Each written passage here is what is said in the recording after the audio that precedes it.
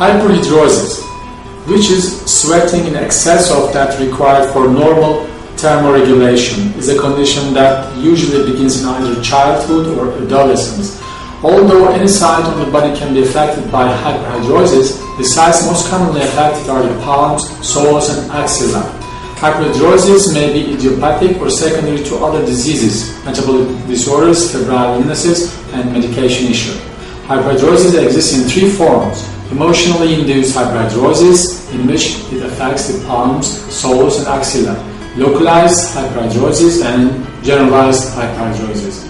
Hyperhidrosis often causes great emotional distress and occupational disability for the patient, regardless of the form.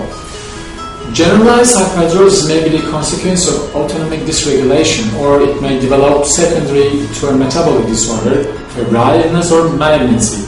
In its localized form, hyperhidrosis may result from a disruption followed by abnormal regeneration of sympathetic nerves, or a localized abnormality in the number or distribution of the endocrine glands, or it may be associated with other, usually vascular abnormalities.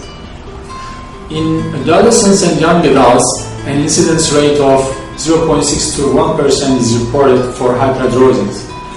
Palmoplantar hyperhidrosis occurs 20 times more frequently in the Japanese than in another ethnic group. Both sexes can be affected by hyperhidrosis. Persons of all ages can be affected by hyperhidrosis. Localized hyperhidrosis, unlike generalized hyperhidrosis, usually begins in childhood or adolescence. Regarding treatment, therapy for hyperhidrosis can be challenging for both the patient and the physician. Both topical and systemic medications have been used in the treatment of hyperhidrosis. Other treatment options for hyperhidrosis include iontophoresis and botulinum toxin injections.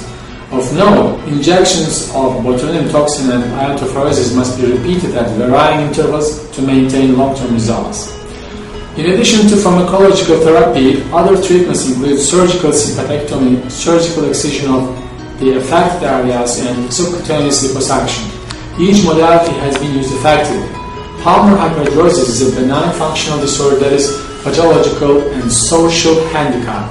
A survey showed thoracoscopic sympathectomy to be minimally invasive and to improve the patient's quality of life, even if compensatory hyperhidrosis occurs. Sympathectomy has been used as a permanent effective treatment since 1920. Usually it is reserved for the final treatment option.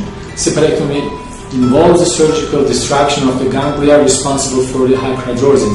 The second, T2, and third, T3 thoracic ganglia responsible for palmar hyperhidrosis, and the fourth thoracic ganglia controls axillary hyperhidrosis, and the first thoracic ganglia controls facial hyperhidrosis.